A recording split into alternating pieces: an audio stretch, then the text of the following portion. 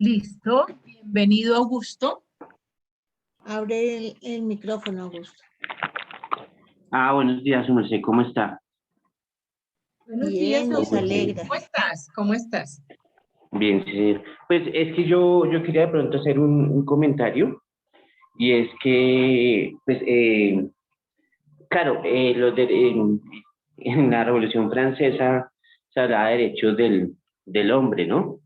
Y del ciudadano. Entonces, claro, ese ciudadano tenía unas particularidades, que no solamente, digamos, esa concepción de ciudadano fue durante la Revolución Francesa, sino que fue todo durante todo lo que, digamos, los historiadores llamaron o han llamado las revoluciones burguesas, la constitución de los Estados Unidos, la independencia de los Estados Unidos, el mismo revolución industrial, ¿no? Entonces, pero ¿quién eran esos ciudadanos en ese momento? Claro, efectivamente eran hombres, pero no cualquier hombre. Eran hombres primero ilustrados, con un acceso a la educación, eran hombres mayores de edad, ¿sí? Pero también fundamental eran hombres con propiedad privada, ¿sí? Entonces, ¿qué significaba eso? ¿Qué significaba eso? Que un ciudadano, por ejemplo, los pobres no eran, el hombre pobre, la mujer pobre no eran ciudadanos, los indígenas, los afros no eran ciudadanos, obviamente las mujeres tampoco eh, eran ciudadanos. Digámoslo, lo contradictorio de esa formación, de esa concepción de ciudadano y desde el derecho que ellos también promulgaron tanto, en su momento ellos también reivindicaron el derecho a rebelarse, ¿sí? Inclusive la Constitución de los Estados Unidos lo pone también en términos de que ellos, el derecho a armarse, ¿no? Que todavía lo mantienen como una enmienda. Entonces, digámoslo que eso es contradictorio en el hecho de que ellos ellos para acceder al poder como clase, lo reivindican como un derecho, pero que hoy precisamente lo convierte en un delito, ¿sí? Entonces, por ejemplo, el caso de EPA Colombia, digámoslo, es un caso sonado, pero de eso en el movimiento social tenemos bastante en términos de detención de líderes, o por ejemplo en Boyacá y Casanare, donde la fiscalía tiene un cuerpo especializado que se encarga de perseguir a personas que protestan en contra de las petroleras, ¿no? Entonces, pero el caso de Colombia, digamos, es ilustrativo para demostrar uno, y es que realmente es una persecución o es un botón a mostrar de que en Colombia definitivamente no se puede protestar, no puede rebelarse y fundamentalmente no utilizar las formas de hecho para conquistar derechos, ¿sí? Digo contradictorio porque la burguesía lo hizo así, ¿sí? Pero también es una persecución, o muestra una discriminación, un odio hacia los pobres, ¿no? Digamos, lo de para Colombia también porque es tan visible, pues porque es la historia de una muchacha que se hizo famosa por un video, pero que su formación es apenas técnica del SENA, y que hoy en día pues también en ciertos círculos le reconocen porque pues ha generado un negocio, el cual pues genera una serie de empleos, ¿no? Pero definitivamente la burguesía reaccionaria no, o sea, no, ese sueño que es que en el capital todos podemos competir y ascender es falso. Mire el castigo que ponen precisamente a esta muchacha, ¿sí? Entonces quería hacer como este comentario, y pues también decir que los derechos humanos para muchos son un escenario de disputa, ¿no? Yo creo que ojalá también aquí, profe, primero que te saludes de vos, Gracias, ¿cómo estás? pues también, digámoslo, mencionar aquí la Declaración de los Derechos del Pueblo de Argel de 1976, ¿sí? Declaración de los Pueblos.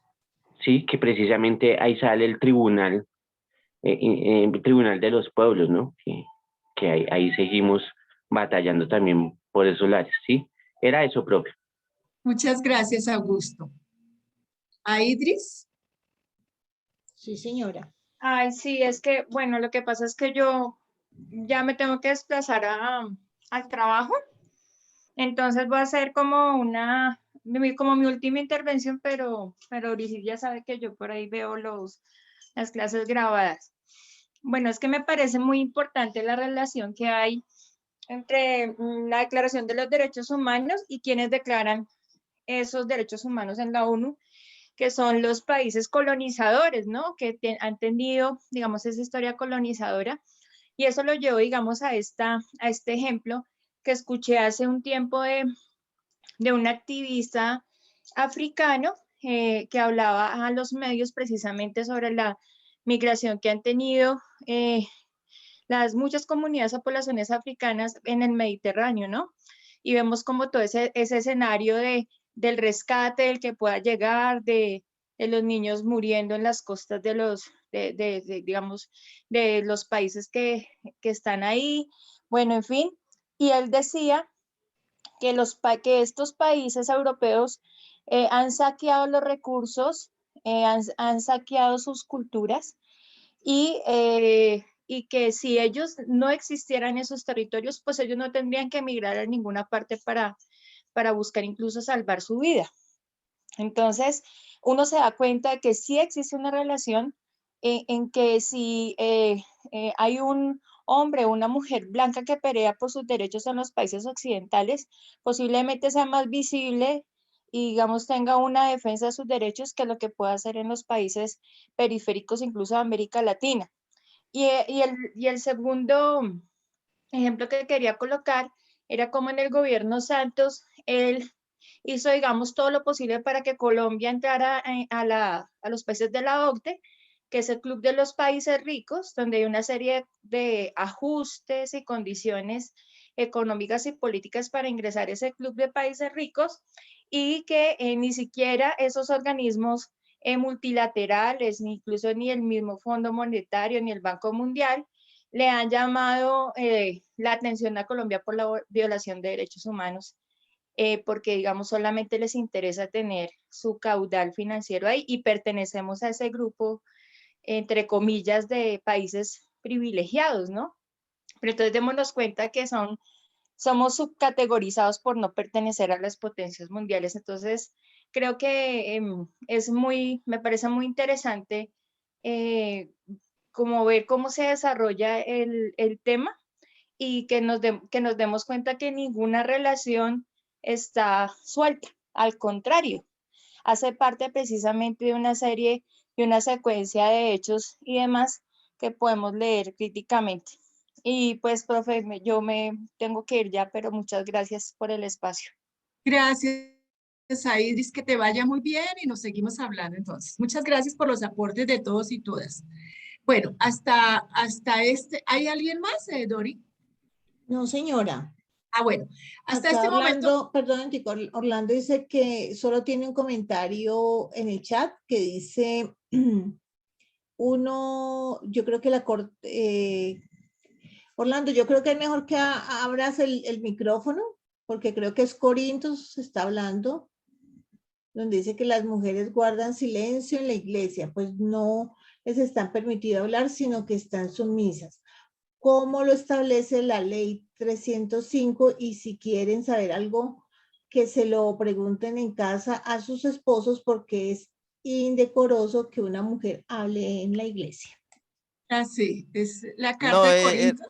sí, era para complementar la primera información que me di a la tarea de buscar en qué capítulo y en qué versículo decía lo de que la iglesia somete a las mujeres. Y Ajá. efectivamente los pastores que siguen a Álvaro Uribe, a las mujeres las obligan a que deben obedecer hasta en el voto. Cierto. Muchas gracias, Orlando, por esa aclaración mayor. Muy bien, hasta este momento podríamos decir entonces como síntesis que el concepto de universalidad, igualdad y humanidad siguen siendo meramente formales. Es decir, estamos muy lejos de verdaderas acciones de reconocimiento, de promoción, de protección y de garantía de los derechos humanos por parte de los estados. Por otra parte, como estaba diciendo Idris, los estados que hacen parte de las Naciones Unidas y que participaron en esta, digamos, en darle el aval a este acuerdo sobre los derechos humanos, digamos que son estados que realmente, como estamos diciendo, no tienen la disposición ética y política de cumplir, ya que el carácter vinculante es muy relativo. Es decir, un estado cumplirá o no cumplirá con estos tratados si es protegido o no es protegido por la ONU. Entonces, los estados protegidos por la ONU o dueños del poder, como son los Estados Unidos, tienen la libertad de incumplir absolutamente todos los tratados, etcétera. Eso en primer lugar. Y en segundo lugar, queda claro que el siglo XX, digamos, ha sido, a pesar que la historia del mundo ha sido una historia de una eterna violencia de destrucción del ser humano contra el ser humano, el siglo XX pasa como tal vez uno de los siglos en que se ha hecho, digamos, más uso de la violencia, y que 2 guerras mundiales más todas las guerras, digamos, regionales, etcétera, y la voracidad del capital ha hecho que se llegue a situaciones tan terribles como las que ocurrieron después de la Segunda Guerra Mundial, después de los juicios de Nuremberg y Tokio, donde los países deciden, digamos, de alguna manera, comillas, amigablemente, firmar estos pactos de derechos humanos. Pero queda claro que hoy, 73 años después, los países que hicieron parte y los que luego se anexaron a estos acuerdos, siguen siendo países que faltan a todo norma digamos, que permita cumplir con estos derechos. Entonces, esa sería como la síntesis hasta este momento y continuamos con algunas consideraciones críticas. En primer lugar, las mujeres y sus derechos no han sido preocupación jamás, ni han constituido la fuente inspiradora del concepto, ni del concepto de derechos humanos, ni del sistema internacional de los derechos humanos. Segundo, su participación, la de la mujer, ha sido obviada, siendo necesario que su presencia se incorpore a través de las luchas y de la organización, lo que ha dado lugar a documentos, conferencias y creación de organismos específicos para atender el asunto, todos los temas relacionados con los derechos de la mujer. Es la obligación de hombres y mujeres continuar aportando para contrarrestar la situación de desigualdad entre hombres y mujeres y para atacar las causas, recuerden el enfoque transformador, atacar las causas que han originado esta desigualdad y que han mantenido y que han propiciado. Entonces, continuamos en una permanente lucha contra estas causas y contra las acciones de los gobiernos. Nunca serán suficientes los reconocimientos al valor, al esfuerzo, la conciencia, la entrega y la solidaridad de tantas mujeres que han dado su vida a través de la historia por la reivindicación de nuestros derechos. Entonces, en cada uno de estos escenarios, digamos que es nuestra tarea diaria hacer este reconocimiento a la historia del trabajo de las mujeres dentro del tema de los derechos humanos. Bueno, voy a compartirles para un poco amenizar el rato, vamos a compartir otro audio, otro video, por favor. Entonces, ya se los comparto.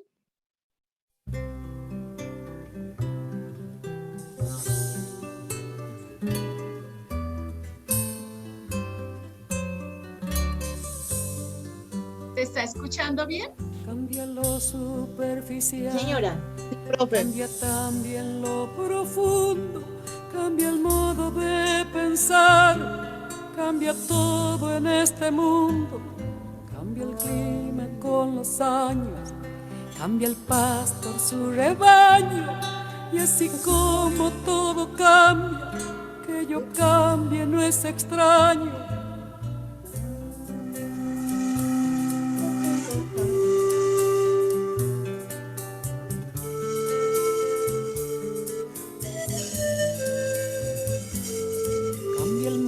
Fino brillante, de mano en mano su brillo, cambia el nido el pajarillo, cambia el sentir un amante, cambia el rumbo el caminante, aunque esto le cause daño. Y así como todo cambia, que yo cambie no es extraño. Cambia, todo cambia. Cambia, todo cambia.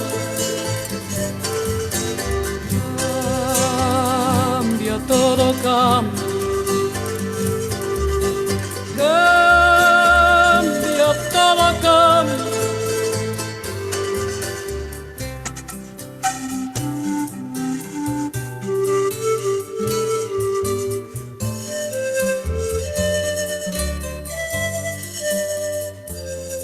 Cambia el sol en su carrera cuando la noche subsiste. Cambia la planta y se viste de verde la primavera. Cambia el pelaje la fiera, cambia el cabello el anciano. Y así como todo cambia, que yo cambie no es extraño.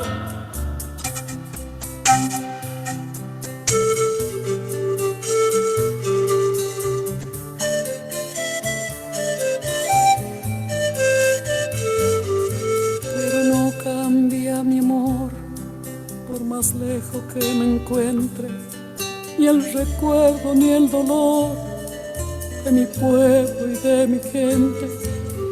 Lo que cambió ayer tendrá que cambiar mañana, así como cambio yo en esta tierra lejana. Cambia, todo cambia. Cambia, todo cambia.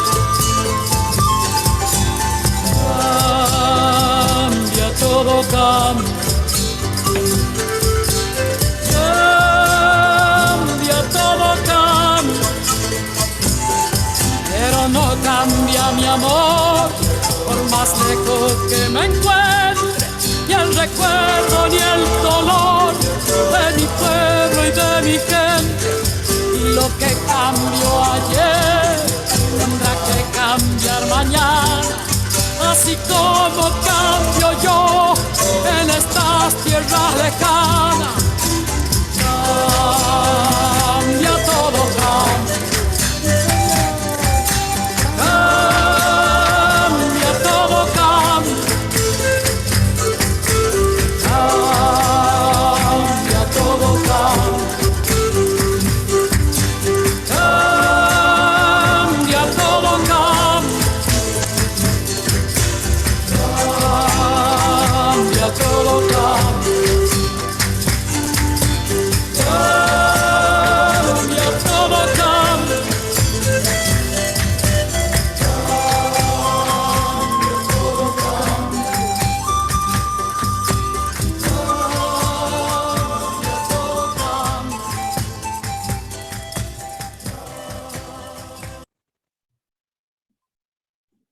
Gracias, Nora. Bueno, muy bien. ¿Saben cómo se llama la canción, verdad? Cambia, todo cambia. Sí. Violeta Parra, Cambia, todo cambia. Muy bien. ¿Por qué traigo, digamos, esta canción? Porque un objetivo que nos propusimos desde el comienzo fue que miráramos la construcción de los derechos humanos como un proceso histórico, expansivo e inacabado, identificando sus diferentes momentos y lo que nos queda por hacer. Entonces, en digamos, esta segunda parte, vamos a ver cómo, y ya hemos venido viendo cómo los cambios a través de la historia se han venido presentando, pero lo que nos corresponde de aquí en adelante es mirar cómo las mujeres hemos incidido de una manera, y por eso digo, rendimos homenaje al esfuerzo, a la solidaridad, a la vida que han entregado muchas mujeres por la lucha por los derechos civiles, políticos, etcétera. Entonces, en esta segunda parte vamos a rendir un homenaje a ese gran trabajo que han hecho las mujeres como aporte al desarrollo de los derechos humanos y de la democracia.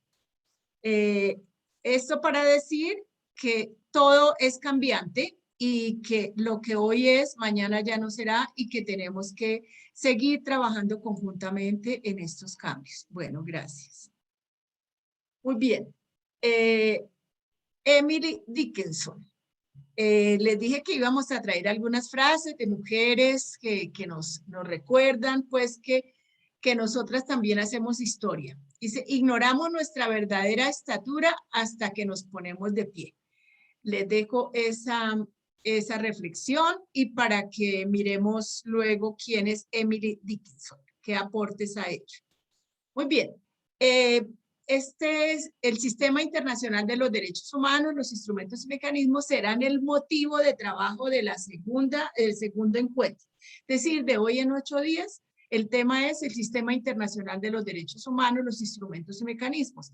Pero por ahora quiero adelantarles que existe un sistema universal, 2 sistemas regionales y algunos acuerdos además del sistema europeo, por fuera, digamos, del sistema universal. El sistema universal está compuesto por instrumentos y por mecanismos. ¿Cuáles son los instrumentos? Son los tratados, los pactos, las conferencias, las convenciones, etc.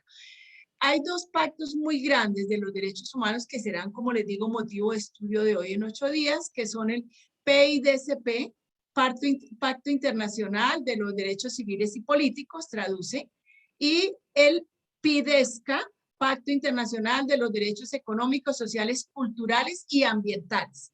Hay algunos que solo le dejan hasta la A, es decir, los derechos culturales. Pero lo hemos, digamos que agrupado con el otro grupo de derechos, entonces son los derechos ambientales. Y los órganos en el sistema internacional son, en primer lugar, el Alto Comisionado de la ONU, segundo, el Consejo de la ONU de Derechos Humanos, los comités de expertos y los comités para procedimientos especiales. Como les decía, existe también un sistema africano, una Carta Africana de Derechos Humanos y una Comisión Interamericana de Derechos Humanos. Entonces, dentro de 8 días, ese será nuestro tema. Muy bien. Pasamos entonces rápidamente a cómo están, digamos, clasificados los derechos. Y aquí quisiera hacer una anotación que es una petición de proscribir de esta taxonomía o de esta clasificación el tema de la palabra jerarquización de los derechos o generación de derechos humanos. Entonces, hay todavía algunos autores y analistas y historiadores que hablan de generaciones de derechos para decir como que hay unos derechos que son de mayor jerarquía que otros. Cuando vimos las características de los derechos, vimos que hay una integralidad y una indivisibilidad. Por supuesto, ninguna de estas categorías tiene que ver entonces con mayor jerarquía o mayor importancia en los derechos. Tiene que ver simplemente con, digamos, la materia de que se trata en ese grupo de derechos. Entonces, en primer lugar, tenemos los civiles y políticos. Los civiles, sobre todo, son los atributos, digamos, individuales de dignidad y autonomía personal. Los políticos, como su nombre lo indica, permiten la participación de las personas en la vida, en el poder, en la organización de los países, de las ciudades, etc.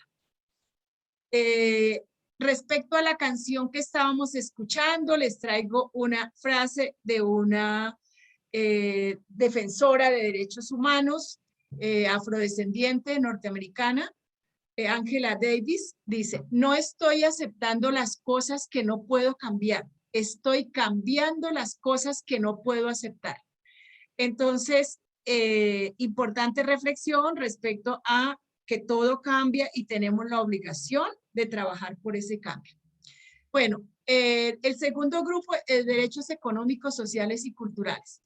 Estos derechos se refieren a la persona en sus condiciones materiales de vida digna y la satisfacción de sus necesidades, y su práctica reclama la acción material del Estado. Exige, digamos, que el Estado haga intervención en la economía y en la sociedad para ayudar a una mejor distribución y aprovechamiento de la riqueza. La actividad del Estado entonces no se limita solo a ser policía, como es normalmente lo que el Estado, digamos, se propone y se presenta ante la sociedad, sino que amplía sus competencias para proporcionar servicios públicos a la sociedad. El tercer grupo, los derechos colectivos y del medio ambiente. Estos derechos se refieren a la persona como sujeto colectivo y, como lo decía al comienzo una compañera, cuando iniciamos la clase, las reflexiones, ella decía, no es solo el relacionamiento con los seres humanos, sino con el planeta, con el universo, con el ambiente. Estos derechos colectivos y el medio ambiente están constituidos por los llamados derechos de los pueblos, a los que mencionaba ahora Augusto, derechos de los pueblos, la Declaración de Argel, o derechos de solidaridad y cooperación, los cuales surgen en nuestro tiempo como respuesta a la necesidad de cooperación entre las naciones, así como de los distintos grupos que se integran. Cuando hablábamos de honrar la vida, hablábamos de la gran importancia que tiene la solidaridad y como un relacionamiento muy importante. Muy bien. Quisiera plantearles aquí una mirada distinta de la tradicional mirada de los derechos humanos. Quisiera plantearles, lo he llamado otras miradas. Una mirada de América Latina, hecha por el economista Manfred Max Neef. Yo creo que todas y todos ustedes saben, conocemos un poquito acerca de él.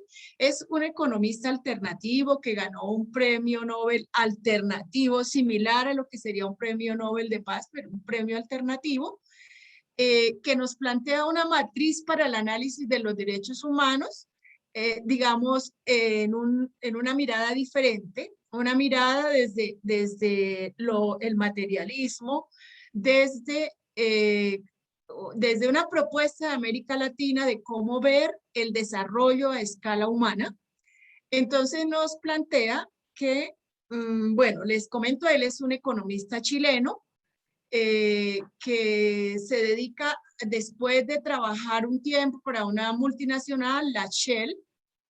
Bueno, él murió hace 2 años, en 2018, 19, y nos dejó pues este legado muy importante.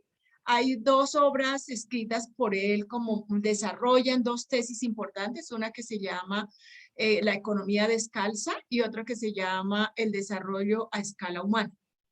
En las 2 obras plantea él cómo la economía debe bajarse de los escritorios y de las estadísticas, de los departamentos de planeación, etcétera, debe bajarse a cada uno de los territorios donde viven, habitan las personas y donde se desempeñan diariamente. Entonces, él dice que plantea los derechos humanos como una relación entre 2 tipos de necesidades. Unas, las necesidades fundamentales de las personas y otra, los niveles de satisfacción de esas necesidades.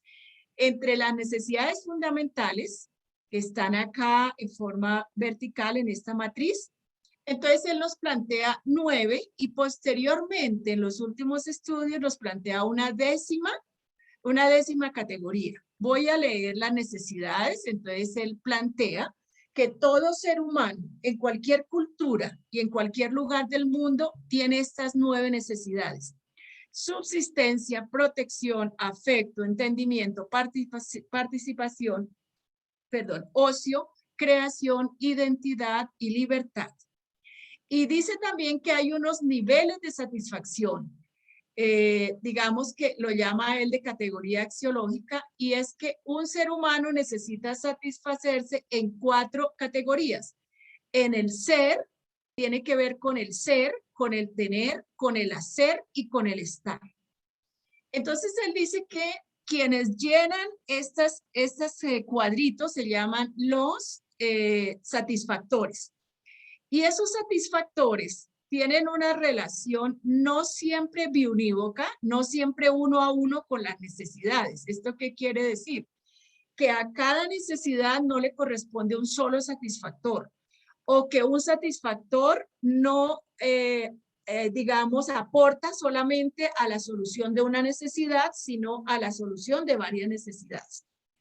Es muy bonito leer este libro de Manfred Max Neef, de la economía descalza, y de cómo él nos cuenta cómo un día después, como les digo, de trabajar en una multinacional, él está parado en Chile, en un campo, en una región muy pobre, y de pronto empieza a observar a un campesino en su trabajo, en su finca, en una pobreza muy grande, con problemas de salud, etcétera, y él se pone a pensar que la economía está muy lejos de esos seres humanos y que, digamos, que esos términos como el crecimiento interno bruto, etcétera, muy poco o nada vienen al caso para esta persona, a la que definitivamente lo que se necesita es aprender a ver sus necesidades en el sitio donde vive, en el sitio donde tiene, donde hace y donde está. Entonces, voy a citar aquí un par de ejemplos de cómo construye la matriz. Entonces, para la primera necesidad, que es la de subsistencia, él dice que el ser humano, ¿qué necesita en su ser, en su existencia? Necesita, y que tiene que ver con la subsistencia. Necesita salud física, mental, necesita solidaridad, necesita autonomía, necesita equilibrio. Toda esta búsqueda, dice él, que tiene que tener, que debe tener el hombre para poder llegar a esa búsqueda. Debe tener alimentación, medicinas, abrigo, trabajo. ¿Qué debe hacer entonces? ¿Qué debe hacer? Debe alimentar, debe garantizarse el alimento, el descanso, el trabajo. Y en lo relacionado con el estar es cómo vive, dónde se encuentra, en qué medio ambiente. Entonces, la subsistencia está relacionada con un entorno vital, social, vivienda, etcétera. Entonces, todos estos que he colocado en los cuadritos de las matrices son los satisfactores. Entonces, él nos plantea que todas las culturas, como les decía, en cualquier lugar del mundo, tienen las mismas necesidades y tienen los mismos niveles, digamos, de nivel de necesidad de satisfacer esas necesidades fundamentales. Y ¿qué es lo que cambia? ¿Qué es lo que hace diferente a esos seres humanos? Lo que los hace diferentes es la manera como se les garantiza, cómo se les ofrece las posibilidades de acceder a estos derechos y la cantidad y calidad de esos derechos. Entonces, aquí este es un ejemplo para la necesidad de subsistencia, pero podemos mirar cada una de las 9 necesidades. Bueno, les decía que él ha agregado, últimamente agregó a su estudio una nueva necesidad que él la considera demasiado, digamos, optimista, pero que es la necesidad, sería digamos, una cúspide importante para el ser humano, y es la necesidad de trascender. Entonces, digamos que ese no la desarrolló inmensamente, pero habla de que es una necesidad máxima del ser humano, la de trascender. Entonces, voy a presentar aquí otro ejemplo de la necesidad de entendimiento. ¿Cuál sería, digamos, en el lenguaje de la Declaración Universal de los Derechos Humanos, qué correspondería a la necesidad de entendimiento? La de educación y cultura y todos los derechos culturales, ¿no? Manfred Max Neef dice que el entendimiento es mucho más que decir educar simplemente, que entendimiento significa tener una conciencia crítica. Aquí está en el ser, es un ser crítico, curioso, con asombro, con disciplina, con proyección en su vida. Y que para eso, ¿qué debe tener? Debe tener unas políticas educativas que le garanticen todas estas necesidades anteriores. Debe tener unas políticas comunicacionales que le permitan comunicarse también y comunicar lo que él está creando, sintiendo, pensando, etcétera. Debe tener unos maestros y maestras, debe tener unos recursos, debe tener unos materiales, debe tener la posibilidad de ir a una universidad, etcétera. ¿Qué quiere hacer el ser humano y qué se le debe garantizar? Que pueda estudiar, investigar, experimentar, escribir, inventar, aprender, descubrir. Y en el estar, en qué debemos garantizarle, que haya unos ámbitos de interacción en los cuales él pueda hacer todas estas cosas. Les doy estos 2 ejemplos para decirles lo que plantea Manfred Max Neef en esta matriz, pero en el libro que les recomiendo, ahí podemos encontrar como todo el desarrollo. Este es digamos, un tema como muy interesante, como que enamora. Manfred Max Neef nos dice al final de todos sus estudios en el libro de Economía Descalza y de Desarrollo a Escala Humana, dice que definitivamente él considera que la globalización tiene, entre las cosas positivas que tiene la globalización, está la posibilidad de que los seres humanos de todo el planeta tengamos la posibilidad de hacer el boicot al capital.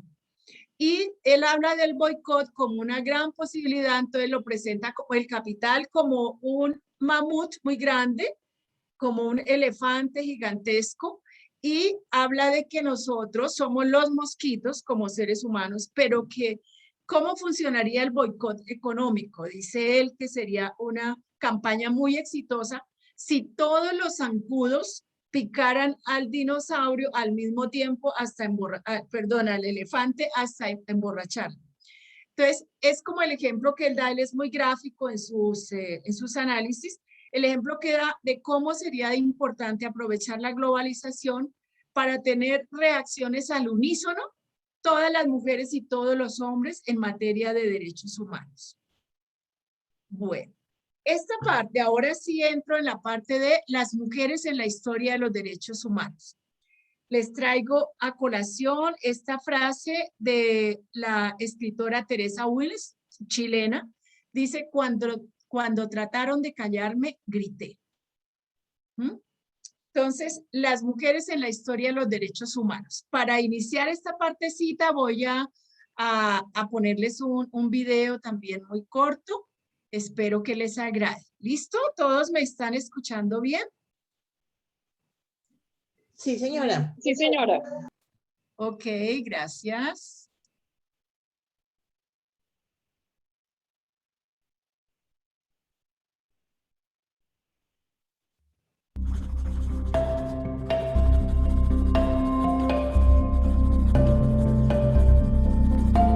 Si según la Declaración Universal de los Derechos Humanos, todas las personas nacen libres e iguales en dignidad y derechos, ¿por qué hablar de los derechos humanos de las mujeres?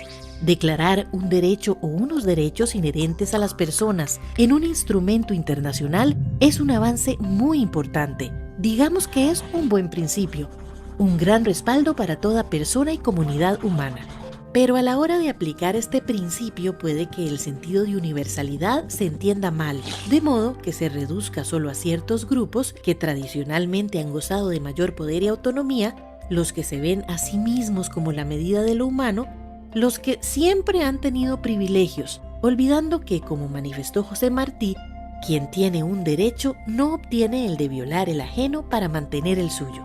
Y así, malentendido el sentido de la universalidad o el de la humanidad, las personas de raza blanca, o las muy adineradas, o las muy poderosas, o las heterosexuales, o las no discapacitadas, o las del sexo masculino, se suelen asumir como modelo del ser humano al que deben beneficiar todos o la mayor parte de los derechos. Esto ocurre porque en realidad se piensan a sí mismas según una imagen de humanidad socialmente construida que suele ajustarse al ideal en el que estas personas creen reconocerse. Y hasta puede que estos grupos consideren que ciertos sectores tradicionalmente excluidos, como por ejemplo las poblaciones negras, las personas de muy poca edad o las de mucha edad, o las indígenas, no tienen las condiciones naturales necesarias para gozar de todos los derechos humanos. Esto afecta en mayor grado a las mujeres, porque al conformar la mitad de la especie, conforman también la mitad de cualquier otro grupo discriminado. Los hombres, independientemente del dinero que posean, las limitaciones físicas o mentales que les afecten, el color de su piel, el nivel educativo que alcancen, la clase social a que pertenezcan, suelen ser considerados como los únicos seres plenamente humanos, propietarios, por decirlo así, de la esencia de la humanidad. Este fenómeno se denomina androcentrismo, del griego andros, que significa varón. En consecuencia, históricamente se ha venido limitando el derecho de las mujeres a desempeñar un trabajo asalariado, a tener dinero propio, a tener propiedades, a tomar decisiones personales sobre su cuerpo, a cumplir sus propias expectativas, a gozar de autonomía y de una vida libre de violencia, a ocupar puestos de jerarquía, a desempeñar trabajos más valorados socialmente, en fin, a todo lo que se considera condiciones necesarias para una vida digna. Cuando decimos violencia, no pensamos solo en cuchillos y látigos o armas de cualquier tipo.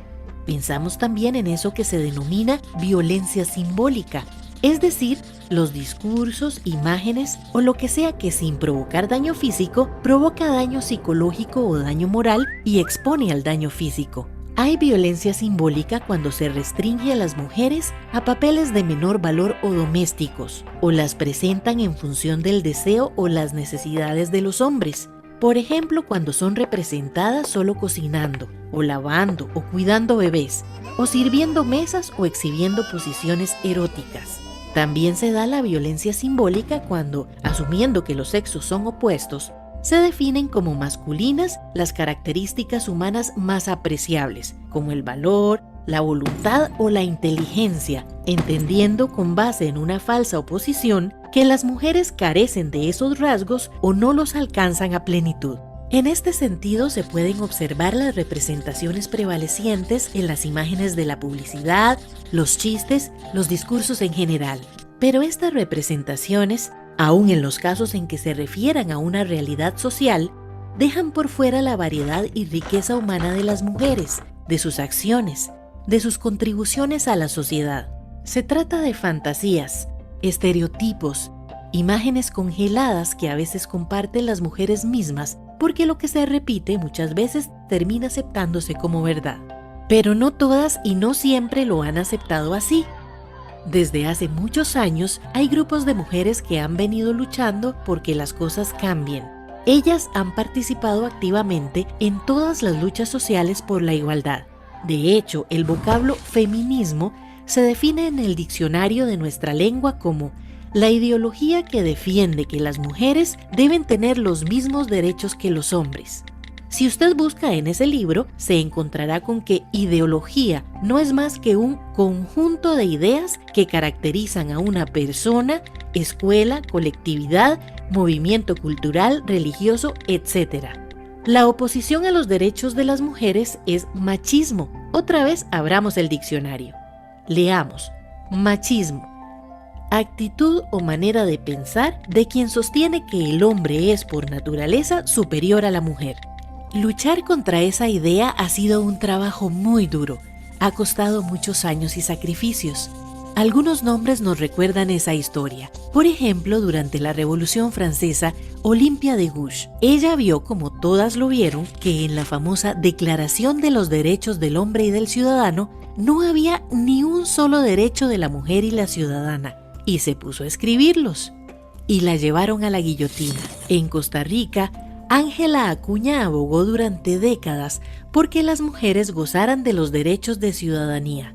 Lideró un enorme grupo y al fin ella y todas las que se unieron a ella, tras un empeño de años, lograron la aprobación del voto femenino en 1949.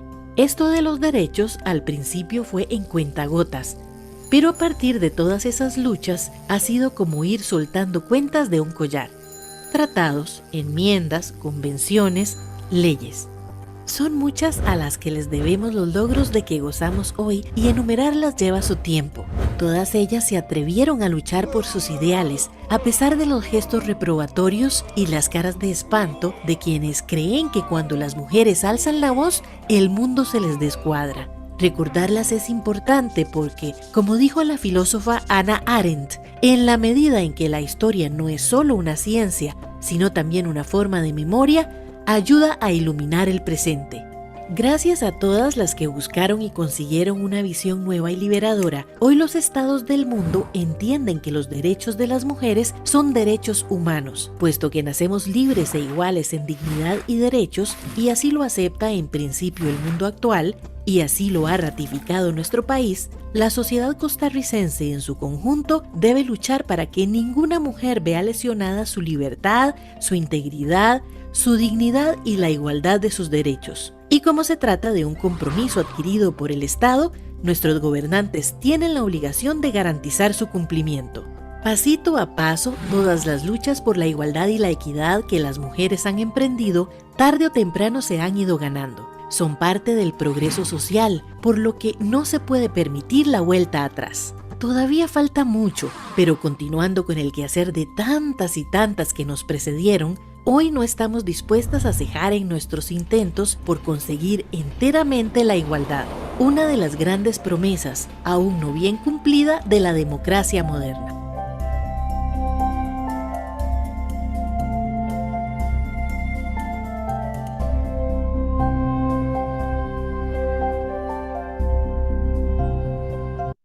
Bueno, ¿cómo les pareció para motivar esta parte de las mujeres en la historia de los derechos humanos?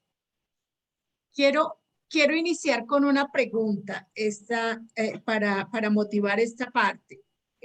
Cuando hablamos de activistas de derechos humanos, ¿qué nombres vienen a su mente? ¿Quién me dice un nombre de activistas de derechos humanos? Ángela, Olimpia de Gauss, de Guso, ¿cómo se dice? Olimpia la que Ajá, es Olimpia de Gauch. Ok, Gauss, que gracias. es la traducción de los derechos, pero con el pensamiento femenino. Ajá, gracias. ¿Quién tiene otro ejemplo? Alvear Restrepo. Ajá. Muy bien. ¿Alguien más? Bueno, entonces yo les hago una pregunta. ¿Alguien de ustedes sabe quién fue Mirta Acuña de Baravalle? ¿Quién es o quién fue? No, yo no sé. ¿Ok? Bueno, aquí No, señora. quiero hacer un comentario porque es muy usual que nosotras no aparezcamos en los libros de historia de ninguna naturaleza, protagonizando ninguna clase de hechos, digamos, favorables para la sociedad. Entonces, es tarea nuestra también la de construir, digamos, esa historia recogiendo los nombres y las acciones de todas las mujeres. En este momento queremos rendir homenaje a todas las mujeres. Tila Uribe nos cuenta, por ejemplo, cómo en la historia de Colombia, muchas mujeres que no conocemos sus nombres, no aparecen en ningún libro, fueron tan importantes para cada uno de los momentos que ha vivido la sociedad colombiana, por ejemplo. Hay un libro de Tila Uribe que se llama Los años escondidos y nos cuenta cómo el papel de cada uno, por pequeño que sea, de cada mujer, en cada hogar, en cada lugar de la sociedad bogotana fue muy importante.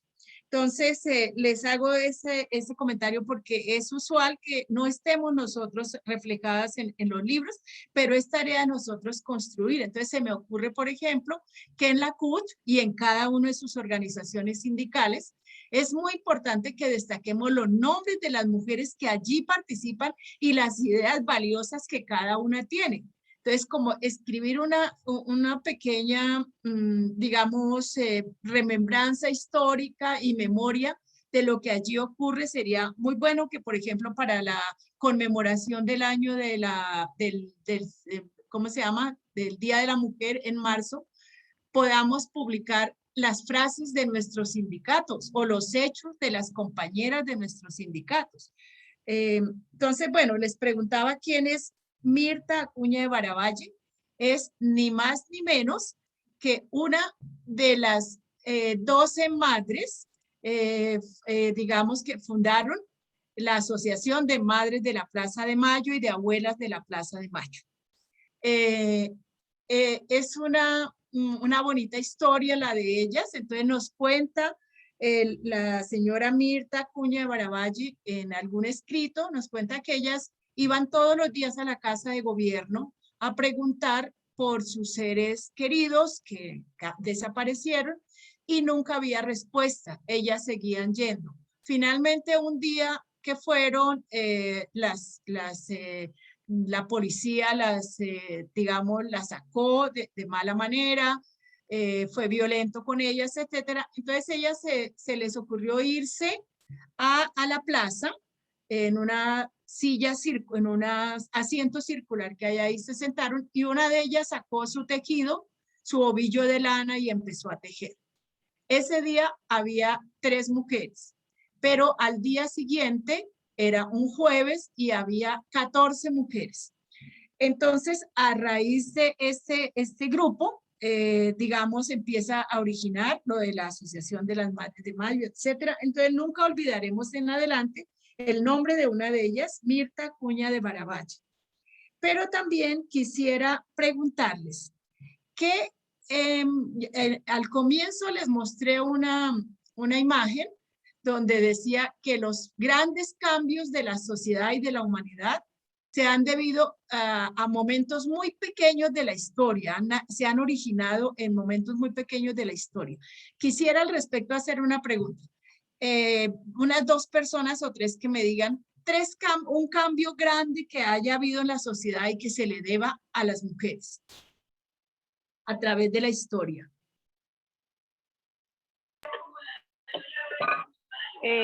Pues yo opino que un gran cambio fue cuando María Cano pudo formar pues como el primer sindicato de mujeres y trabajadoras, además porque participó en lo que fue la masacre de las bananeras, pues protegiendo los trabajadores.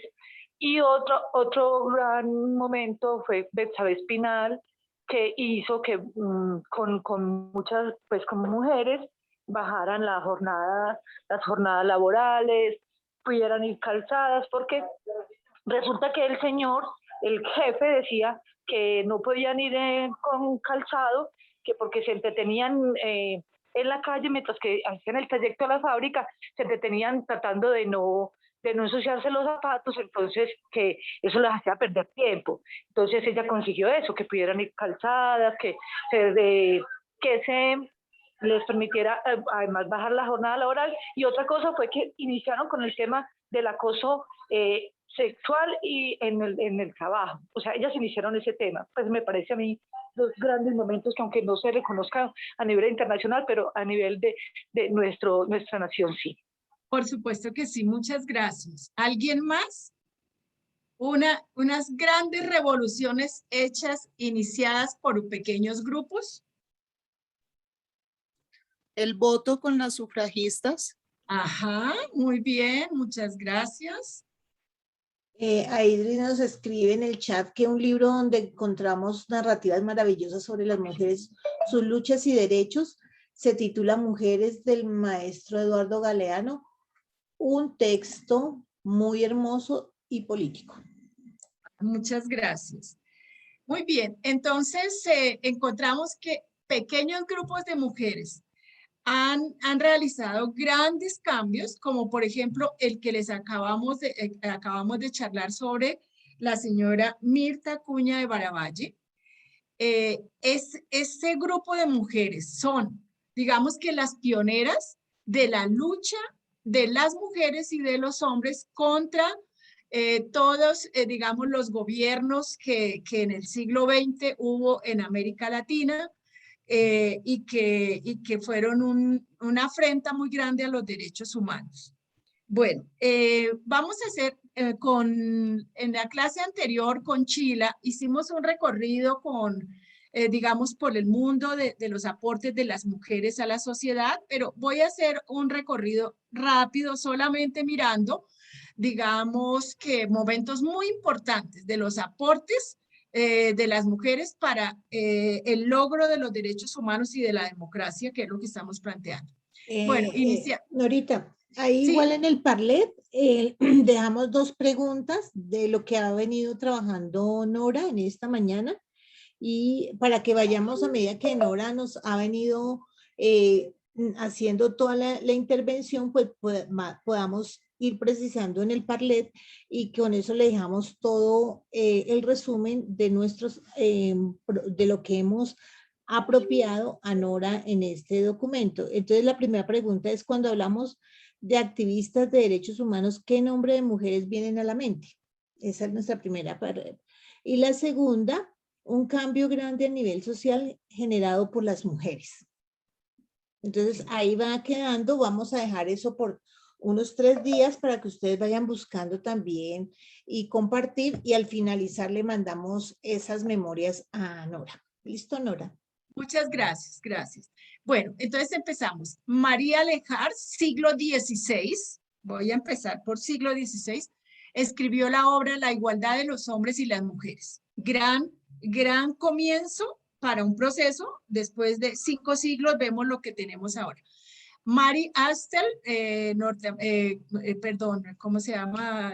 De Inglaterra, inglesa, 1731 escribió la obra La proposición formal dedicada a las damas para el mejoramiento de sus verdaderos y más grandes intereses. 1789, el hito que todos conocemos, marcha sobre Versalles, la Revolución Francesa. Las mujeres de París, mientras marchaban hacia Versalles al grito de libertad, igualdad y fraternidad, exigieron por primera vez el derecho al voto para la mujer. 1791, Declaración de los Derechos de la Mujer y la Ciudadana redactada y presentada, ya hablamos de Olimpia de Gouges, quien luchó por la dignidad de las mujeres y el reconocimiento de sus derechos, y esto le costó la vida. Por eso decía yo y decimos que no nos cansaremos nunca de rendir el homenaje suficiente a las mujeres que han dado la vida, a nuestras antecesoras que han dado la vida por todos estos derechos. 1792, Mary Wollstonecraft escribió la obra Reivindicación de los Derechos de la Mujer, un manifiesto muy radical en el que planteaba cambiar la idea de que la mujer solo existía para el placer del hombre y proponía igual tratamiento para la mujer que para el hombre en educación, derechos políticos, trabajo y sobre todo a ser juzgada por los mismos patrones morales. En 1832, Mary Smith de Stone escribió una petición a la Cámara de los Comunes reclamando los derechos políticos de las mujeres. En 1848, aquí está el otro documento que yo les envié, que ojalá tengamos tiempo, si no nos queda de tarea leerlo, muy interesante sobre la Declaración de Sentimientos de Seneca Falls, un proceso que se dice que es tal vez, digamos que un hecho fundacional para el desarrollo del feminismo como movimiento social y como proceso de construcción colectiva. Entonces allí participaron 68 mujeres, 32 hombres, y a la cabeza de Seneca Falls, de Elizabeth Cady Stanton y Lucrecia Mott, digamos que escribieron el documento inicial sobre los derechos civiles, políticos, religiosos y sociales. El texto es tan interesante que se lo envié también, fue el que envió Dori para que por favor lo leamos y lo miremos. Si tenemos tiempo, ahora comentamos algo sobre eso. En 1857, el 8 de marzo, las obreras de la industria textil y la confección realizan una gran huelga en Nueva York, luchan por los derechos económicos y sociales, ¿no? 1866, el primer congreso de la Asociación Internacional aprobó una resolución relativa al trabajo profesional de la mujer. 1871, casi 100 años después de la Revolución Francesa, la Comuna de París, otro hito súper importante. Las mujeres, ¿dónde estuvieron las mujeres en este momento? En esos 2 meses y medio de gobierno de la Comuna de París, ¿dónde estuvieron? Estuvieron en las barricadas, en los hospitales, en las redacciones de los periódicos, en la defensa de la ciudad. Estuvieron incluso al lado de los soldados, al frente de los soldados diciéndole, nos van a matar a nosotras, a nuestros hijos, a nuestros esposos. O sea, fueron una vanguardia supremamente importante. Formaron parte de los clubes revolucionarios y constituyeron los suyos propios. Constituyeron un club revolucionario que se llamaba la Asociación de Mujeres en Defensa de París y al Cuidado de los Heridos. En las clases anteriores, Chila nos desarrolló ampliamente sobre este gran hecho de la Comuna de París y también 100 años antes, la marcha de las mujeres hacia Versalles y la Revolución Francesa. En 1889, también esto lo vimos como en la unidad 2, en el módulo, Clara Zetkin pronuncia su primer discurso sobre los problemas de la mujer durante la Segunda Internacional Socialista. En 1899 también, la Conferencia de Mujeres de La Haya, donde se condenó la guerra. Se dice que esta acción de las mujeres en la Conferencia de Mujeres de La Haya en 1899 las coloca como pioneras del movimiento antibélico del siglo XX, de todos los movimientos antibélicos. Entonces, para los grandes cambios de que estamos hablando en pequeños grupos de mujeres. 1908, un acontecimiento luctuoso, muy triste para la humanidad. Un incendio en una fábrica de textiles de Nueva York dio origen al Día Internacional de la Mujer. En 1911 se conmemora por primera vez el 8 de marzo en Alemania, Austria, Suiza y Dinamarca. En 1912 la conmemoración se extiende a otros países, Francia, Países Bajos y Suecia. En 1914, la conmemoración del Día de la Mujer Trabajadora en muchos países. En 1952, la ONU instituye el 8 de marzo como Día Internacional de la Mujer.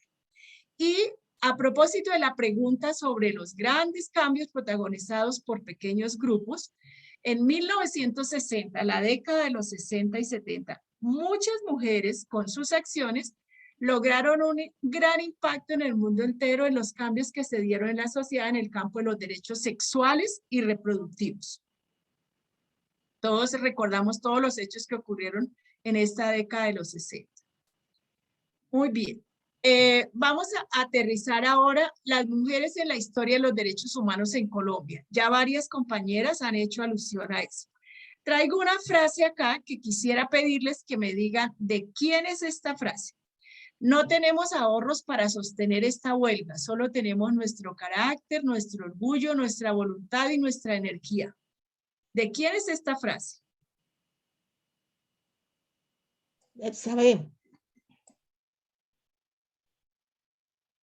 ¿Sí? ¿De quién es? De Betsabe. Es de Betsabe. ¿Están escuchando las compañeras y compañeros? Muy bien, es de Betsabe Espinal. Muy bien, las mujeres en la historia de los derechos humanos. Nuevamente hacemos un recorrido rápido por unos nombres que ya habían sido ubicados en la historia, en el trabajo que hizo Chila, muy importante. María Rojas Tejada, a comienzos del siglo XX, ella nos contaba que estudió en el exterior y que su regreso a Colombia se dedicó a promover la educación entre las mujeres y la educación laica y la educación mixta. Fundó las escuelas de carácter mixto laico, fue perseguida por considerarse una gran amenaza para la sociedad. Tradujo artículos feministas europeos y norteamericanos. En 1920, la primera huelga de obreras en Colombia en la empresa textil de Medellín, dirigida por Betsabe Espinal, logró 50% de incremento salarial, ya lo comentaba la compañera, bueno, etcétera. En 1920 también María Cano rompió con el papel tradicional y subordinado de la mujer en la sociedad colombiana. Defendió las libertades políticas y los derechos civiles, símbolo de la organización de los trabajadores y trabajadoras. Débora Arango, 1907 al 2005. Desafió el mandato patriarcal tanto en su vida como en sus pinturas. Recordemos que fue la primera mujer que se atrevió a hacer desnudos en su obra artística. Georgina Fletcher, junto con Ofelia Uribe, Clotilde García, también ya las habíamos visto en el módulo pasado, creó un centro de cultura femenina, organizó el 4º Congreso Internacional Femenino. Estas 3 mujeres lucharon juntas por demandas como la educación, la independencia económica, el derecho a administrar los bienes y a participar en cargos públicos. Presentaron 2 veces una reforma constitucional y la perdieron, pero la volvían a presentar, que contenía las capitulaciones matrimoniales y el derecho a recibir título de secundaria, porque las mujeres iban a la secundaria, pero aún no estaba establecido el título, y también el derecho a ingresar a la universidad. En 1932, mediante la Ley 28, lograron la reforma constitucional que contenía las capitulaciones matrimoniales. Ese fue uno de las reformas constitucionales. Y en 1933 lograron el ingreso de las mujeres a la universidad y la obtención del título de bachiller. En 1954, la obtención del derecho al voto en Colombia, el movimiento sufragista, al frente de ella mencionamos varias mujeres como Esmeralda Arboleda. En 1957, el plebiscito que garantizaba el voto femenino por primera vez. En 1970, la modificación del apellido de las mujeres casadas, suspendiendo la obligatoriedad de tener el D.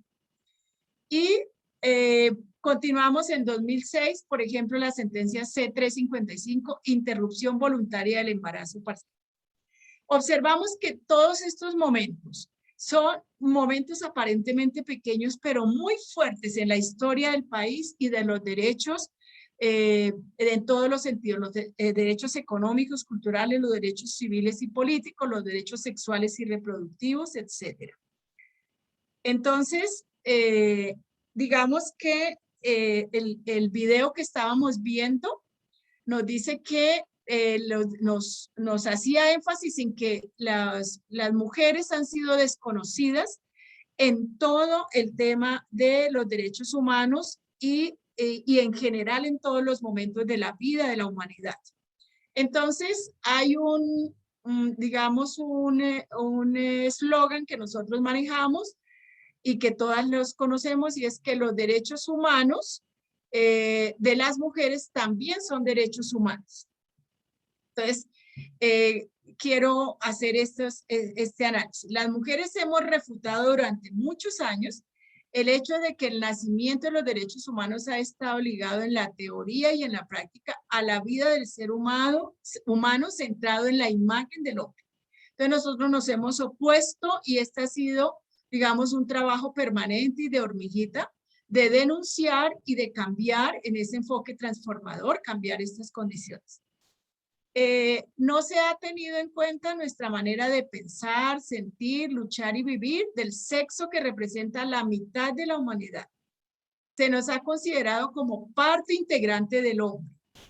Esa concepción tiene grandes implicaciones en lo cultural, lo político, lo social, considerándonos como seres inferiores, sumisas, dependientes, sin derecho a nuestra propia identidad genérica. En síntesis, las mujeres hemos exigido reformular el concepto de los derechos humanos y plantearlo con la perspectiva de género, teniendo en cuenta que las leyes y las políticas no tienen en cuenta nuestras especificidades.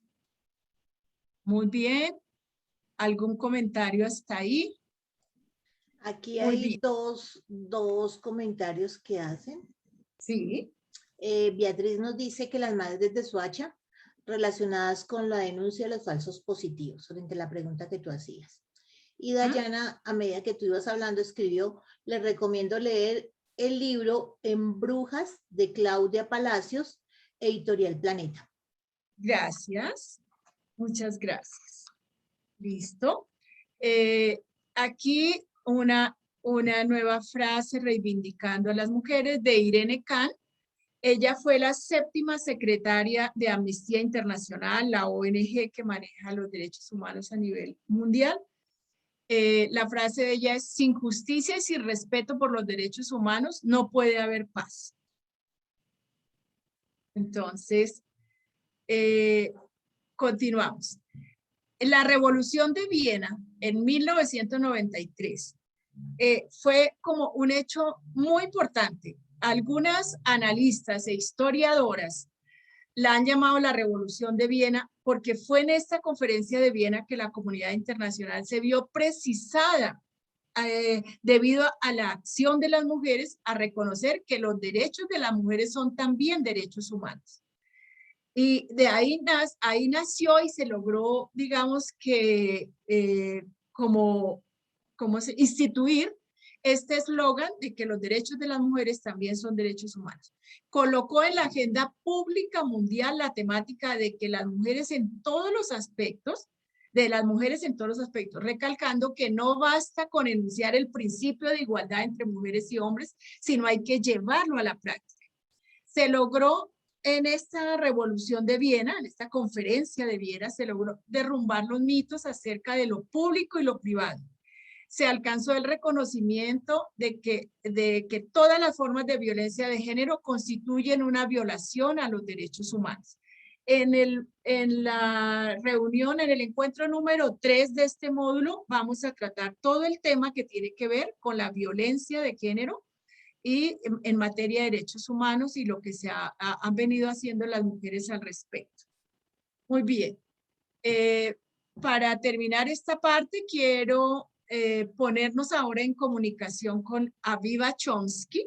¿Quién es ella? Ella es una integrante del movimiento obrero norteamericano, es política, es analista, es integrante del movimiento social y asesora de la Organización de las Empresas Multinacionales y sus trabajadores y trabajadoras.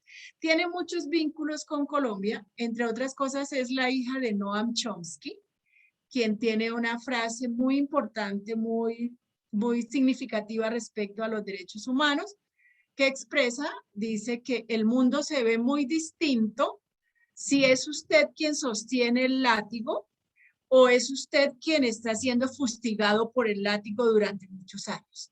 Es la manera como él plantea la dualidad de los derechos humanos, como para los que ostentan el poder, los que declaran las guerras, los que ostentan el poder económico, viven de una manera los derechos humanos y de otra manera quienes estamos siendo fustigados y latigados todo el tiempo.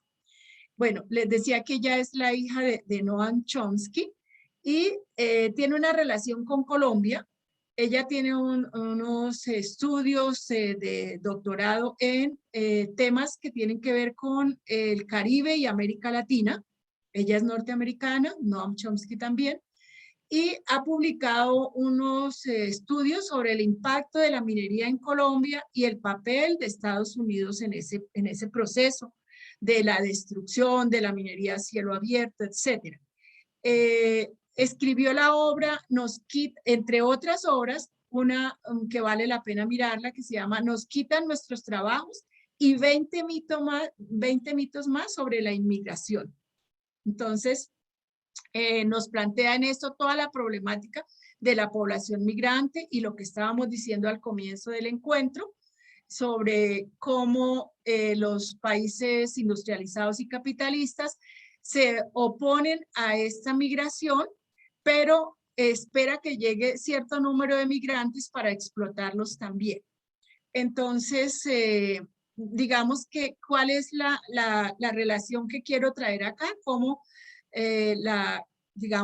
compañera Aviva Chomsky tiene un papel muy cercano con las mujeres en Colombia y con los trabajadores y trabajadoras, porque ha estado asesorando las multinacionales como la Glencore, no a las multinacionales, perdón, a los trabajadores víctimas de las multinacionales, como los trabajadores que están siendo en Prodeco, en Sintra Carbón, que en la costa atlántica, que están siendo, digamos que violentados por la multinacional Glencore, que acaba de ganar un proceso, esa multinacional, contra el país y contra los sindicalistas, que probablemente va a traer una gran pérdida económica para el país, etcétera. Y pues desafortunadamente no son muchas las personas digamos, de carácter internacional que están apoyando estas causas, pero Aviva Chomsky ha estado acompañando ese proceso que lamentablemente no va muy bien,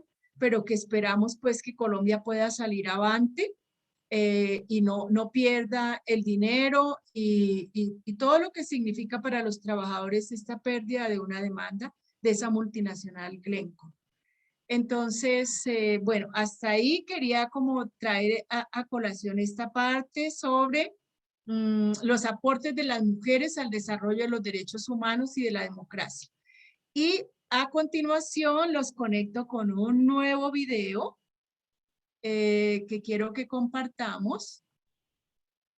Ya se los voy a colocar.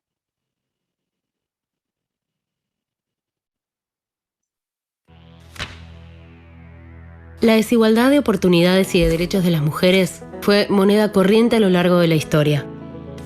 Poco a poco eso fue cambiando. Se tomaron medidas y se dictaron leyes que reconocen sus derechos en igualdad de condiciones que los varones.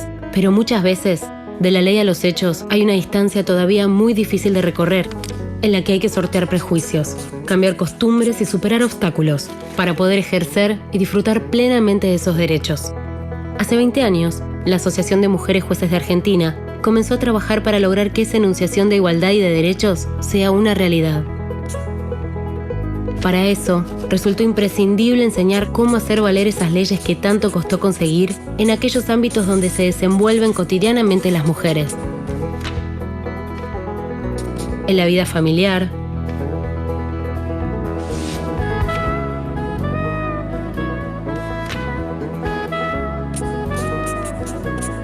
en el mundo del trabajo,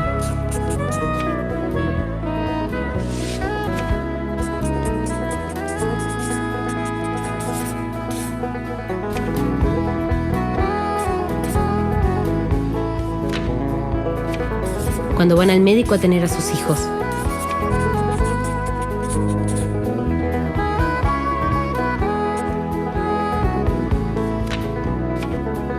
Cuando los llevan luego para que los atiendan.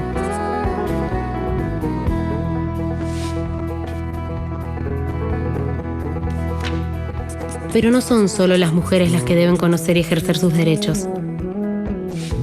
Hace falta ayudar a tomar conciencia a quienes están en contacto con ellas, quienes toman decisiones laborales, fijan sueldos, deciden cargos. Quienes las atienden, médicos, enfermeros, residentes de hospitales, quienes las reciben en situación de violencia en casa, policías, jueces, fiscales. Enseñar, divulgar,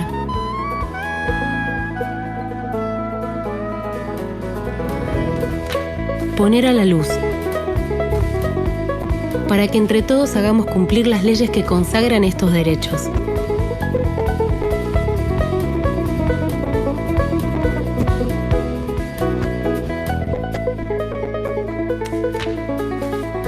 Porque las leyes solo sirven cuando se ponen en práctica.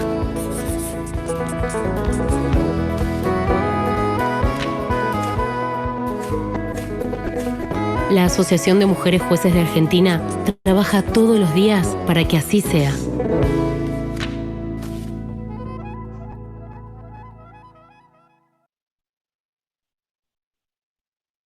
Ok. Bueno. Ay, auxilio, un momentito. Ya. ¿Listo? ¿Alguien tiene algún comentario sobre el video? ¿O algún comentario sobre todo el desarrollo de hoy? Pues, Norita, yo sí quisiera decir que muchas gracias porque creo que es la oportunidad como para comenzar a comprender todo lo que existe alrededor de los derechos humanos y que en ocasiones nosotros desconocemos y la importancia de por qué se hace una apuesta como esta en la formación de la escuela. Entonces es muy chévere que lo hayan logrado aterrizar a ese espacio de cómo fue la historia y cómo lo vivimos hoy en este espacio. Muchas gracias. Oh, gracias. No sé si alguien más quisiera decir algo.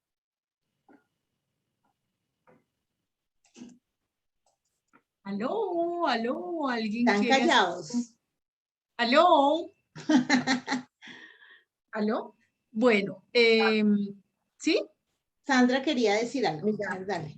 Sí, la verdad sí es muy importante reconocernos y avanzar. Lo que pasa es que nosotros somos, bueno, yo soy muy ignorante en ese conocimiento, pero la verdad sí tenemos que como que sacudirnos para salir adelante y no desconocer muchas cosas que pasaron en nuestra historia y las estamos dejando de lado tal vez por el facilismo o porque lo dejamos, es más fácil de seguir así y no estar como en sintonía, como reclamar lo que nos pertenece.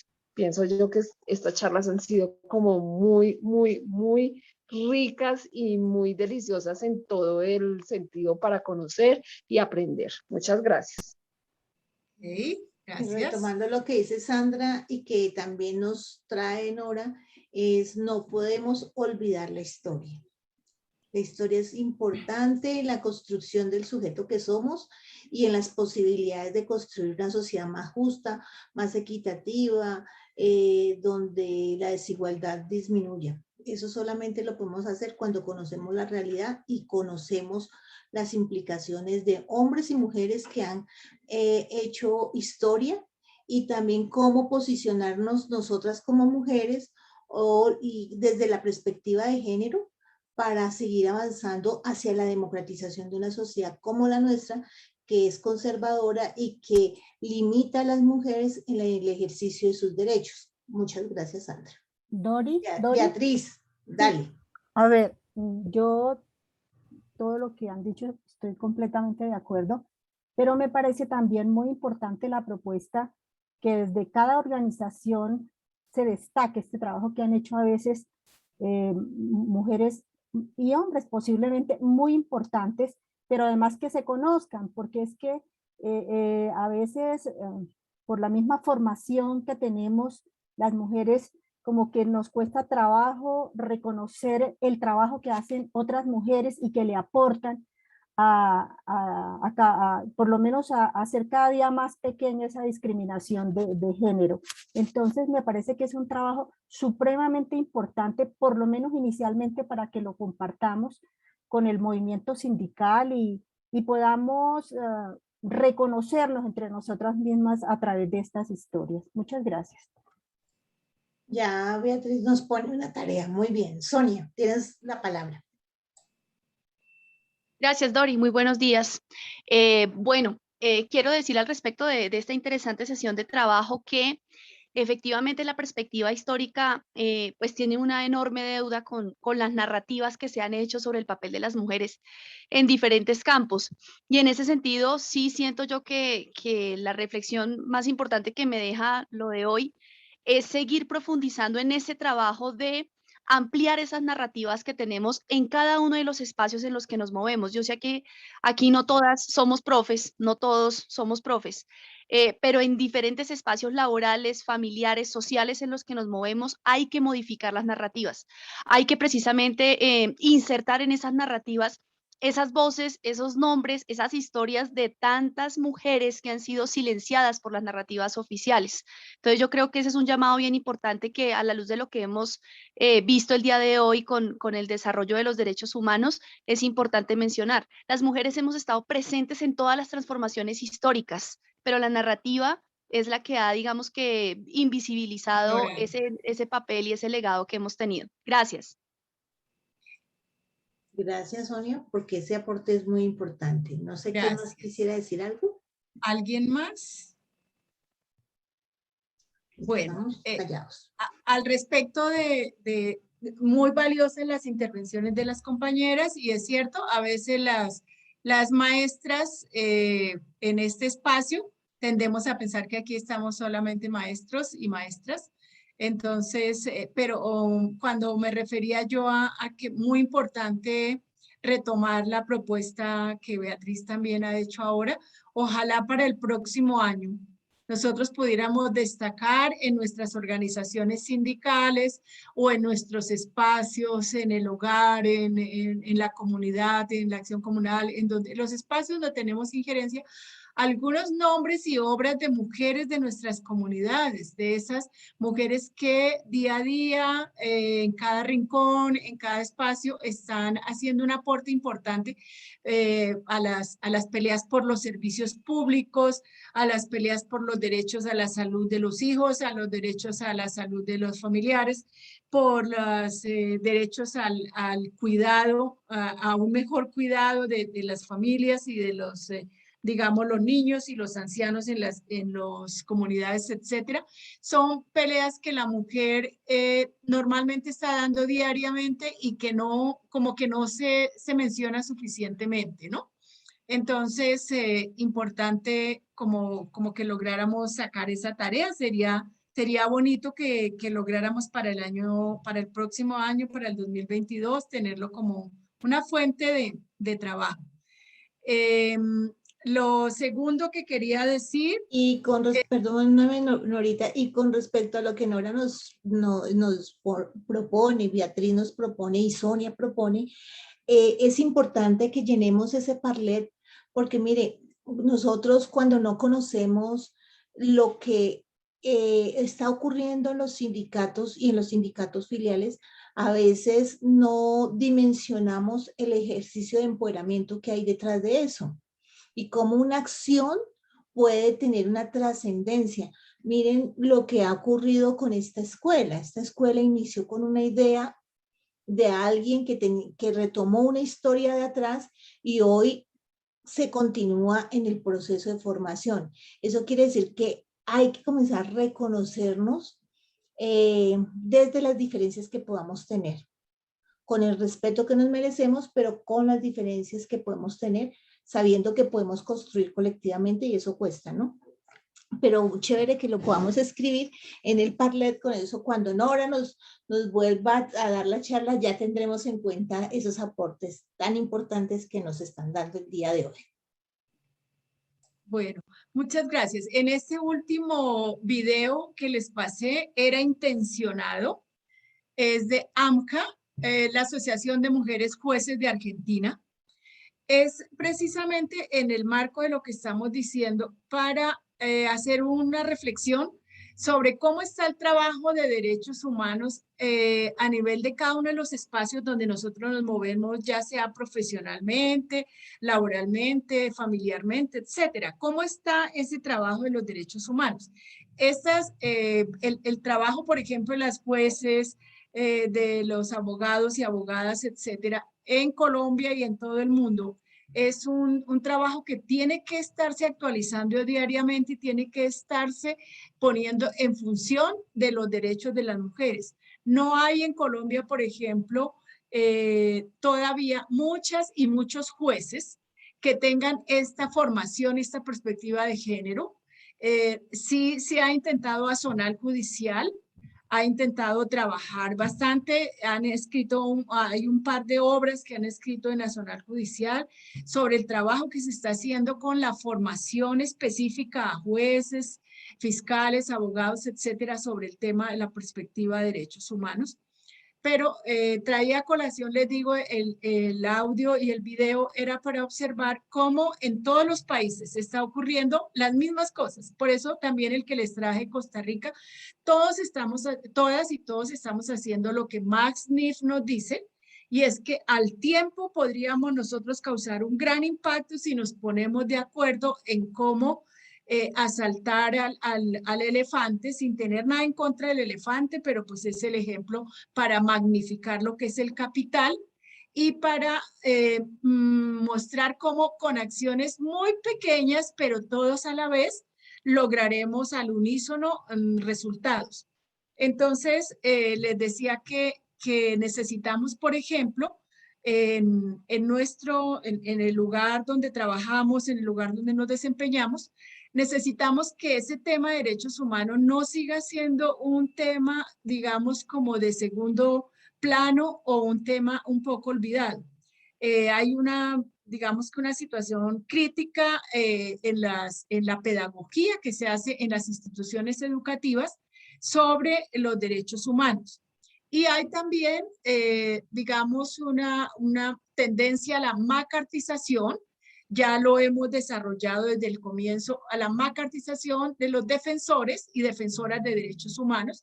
Por eso no es, digamos, gratuito en este marco triste, que hayan todos los sucesos tristes que hay en nuestro país y que tiene una calificación, digamos, muy luctuosa en el tema de los asesinatos a líderes y lideresas en todos los aspectos, en este marco especialmente después de la firma del proceso de paz, en lo que tiene que ver con los territorios rurales, las zonas rurales y con el ambiente. Entonces, digamos que es cuestionable un poco que en lo que tiene que ver con educación, en los colegios y escuelas, este tema de los derechos humanos siga siendo, digamos, un tema un poco relegado y se deja unos proyectos transversales que no llevan siempre a feliz término, digamos, su aplicabilidad en todas las instituciones educativas. Vale la pena decir que también hay muchos maestros y maestras, digamos, dedicados con empeño a estas situaciones, pero sería importante que fuéramos muchos más los defensores y defensoras, ¿no? En cuanto a la primera parte, donde Dori les decía que yo, digamos, tengo alguna experiencia sobre el manejo de derechos humanos a nivel de la Asociación Distrital de Educadores y Educadoras. Quiero comentarles que también desde el proyecto de derechos humanos que también dirige Dori en la subdirectiva, estamos presentando una propuesta en la que nuevamente se restablezca, digamos, o se haga la reconstrucción de la red social y sindical de derechos humanos, que en aquellos años, de los años 99, en que hubo una grave crisis también de afrenta contra los defensores de derechos humanos, digamos, para volver a reconstruir. Y desde ahora estamos invitados e invitadas a ser parte. Qué bueno que, digamos, hagamos una empalme, una correlación entre estas defensoras de los derechos de género y las defensoras de derechos humanos. Entonces estamos invitados también para que próximamente intentemos pues como retomar y volver a reconstruir esta red social y sindical de derechos humanos y podamos avanzar también en la promoción, la protección, la denuncia y la defensa de los derechos humanos. Bueno, muchas gracias. Yo creo que terminaríamos hasta acá. No sé si hay algo para finalizar.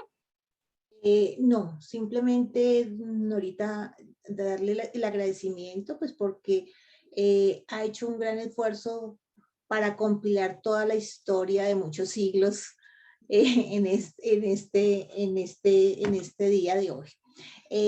Igual recordar lo que dice Nora frente a que se va a abrir un espacio desde el departamento para la formación en derechos humanos, que esperamos ustedes puedan participar y también lo puedan divulgar a sus sindicatos. Eso es muy importante porque pues hoy en medio de esta realidad que tenemos, donde aún persiste el enemigo interno y donde muchos de nosotros somos parte de ese enemigo interno, porque estamos en contra del statu quo de la explotación, de la discriminación y la exigibilidad de derechos, pues obviamente aquí lo que dice Mariela también es cierto. O sea, nosotros tenemos que formarnos y este es un reto que tiene en este momento la central. Entonces, agradecer a cada uno de ustedes por participar. Dos, recordarles que se hizo un Padlet por si ustedes tienen personas, datos que nos puedan aportar, porque es que así es como crecemos todas y todos. Entonces, igual el día de hoy se va a enviar lo recogido en las sesiones con Chila. Y creo que también tenemos ahí un compromiso para hacer un seminario de profundización con algunos datos que le hizo falta a ella abordar. Es importante recordarles que todo esto se encuentra en el Classroom. Este espacio, o sea, todos los videos, los documentos, las diapositivas, ustedes tienen acceso para que por favor pues lo lean, lo vuelvan a mirar y empecemos como realmente a argumentarnos de tal manera que desde el espacio y desde el territorio en que estemos avancemos no solamente en el discurso sino en la práctica. Lo cuarto que les iba a decir es que por favor no se les vaya a olvidar, hoy tenemos el evento a las 3. Este evento es la apuesta que hace nuestra compañera Carolina desde la intervención sindical y hay un tema muy importante que ella nos toca aquí y es cómo las nuevas tecnologías también hacen parte del proceso de aprendizaje y de enseñanza-aprendizaje en el mundo sindical. Entonces, qué bueno que nos puedan acompañar los que puedan. Y muchas gracias por la posibilidad de compartir, porque así crecemos todos. Julieta, te damos la palabra. Julieta, abre el micrófono.